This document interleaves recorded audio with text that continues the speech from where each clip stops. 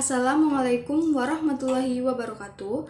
Perkenalkan, saya Umi Salamah dari kelas 04 SAKP 004. Di video ini saya akan mempresentasikan mata kuliah perilaku organisasional yang berjudul Keragaman dalam Organisasi. Di sini saya akan menjelaskan mengenai keragaman dalam organisasi. Yang pertama, terdapat definisi keragaman dalam organisasi. Menurut Toha 2005, definisi keragaman adalah suatu kondisi dalam kehidupan manusia yang berhubungan dengan adanya perbedaan-perbedaan seperti perbedaan ras, etnis, agama, dan lain-lainnya.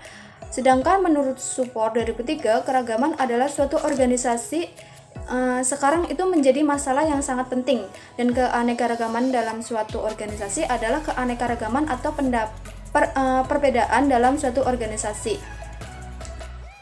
Aspek-aspek dan karakteristik dalam keberagaman organisasi. Menurut Robbins 2018, terdapat beberapa aspek yang termasuk dalam keragaman organisasi, yaitu yang pertama usia, 2 latar belakang pribadi, 3 formasi, 4 gaya hidup, 5 pengalaman profesional, dan lain-lainnya. Menurut Robbins 2018, karakteristik biografis adalah karakteristik pribadi yang terdiri dari pertama usia atau umur. Hubungan antar usia dan kinerja harus memainkan peran yang lebih penting dalam dekade mendatang. Banyak yang percaya bahwa produktivitas menurun sejalan dengan berjalannya umur.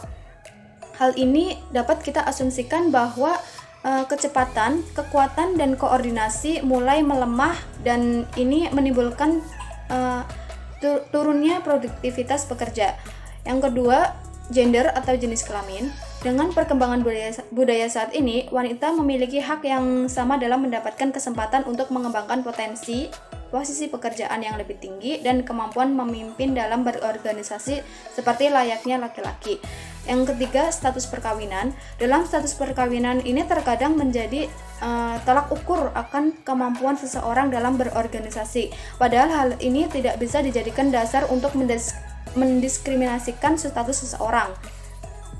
Selanjutnya ada tingkat keragaman dalam organisasi. Menurut Lutyens dalam Toha 2005, ada beberapa tingkat keragaman dalam suatu organisasi, yaitu keanekaragaman di permukaan tanah. Ini adalah perbedaan karakteristik yang mudah dipahami seperti jenis kelamin, ras, etnis, usia, atau cacat yang tidak mencerminkan pikiran atau perasaan orang, tetapi dapat menyebabkan stereotip tertentu. Menurut Robbins 2017, tingkat keragaman dalam berorganisasi akan sangat mempengaruhi kinerja tim. Hal ini dapat dilihat dengan memilih pekerja yang memiliki berbeda keahlian dan intelijensi. Selanjutnya, manfaat dan kendala dalam keragaman organisasi. Manfaat yang terkait dengan keragaman organisasi ini seperti yang pertama, akses ke perubahan pasar, 2, ubah pekerjaan dalam skala besar, ketiga, kualitas layanan pelanggan yang sangat baik, 4, promosi di tempat kerja, 5, kualitas total, 6, sumber daya mitra, 7, mempertahankan proses pembelajaran. Seperti yang disebutkan dalam Soburu 2003, hambatan untuk menerima keragaman di antara anggota organisasi yaitu pertama, menjepit, 2, strain, 3, stereotip, 4, kurangnya komunikasi dan interaksi antara anggota, 5, perbedaan, 6, kekerasan seksual.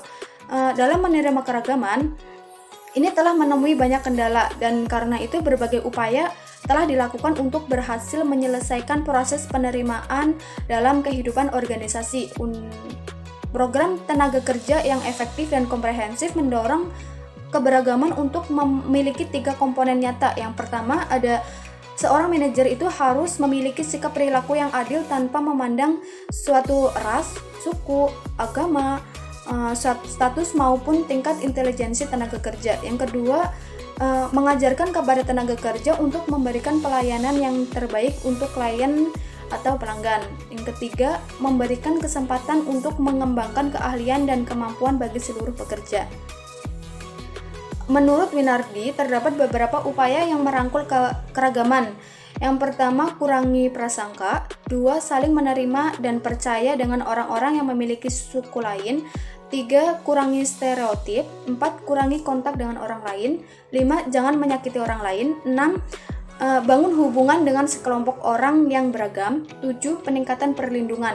Dari beberapa upaya yang dilakukan untuk merangkul keragaman tersebut, pemimpin itu harus memeriksa tenaga kerjanya untuk menentukan apakah perlu memberikan pelatihan khusus kepada tenaga kerjanya. Untuk mengembangkan kebijakan yang unik, organisasi itu juga harus memenuhi peraturan dan hukum yang berlaku di tiap-tiap negaranya.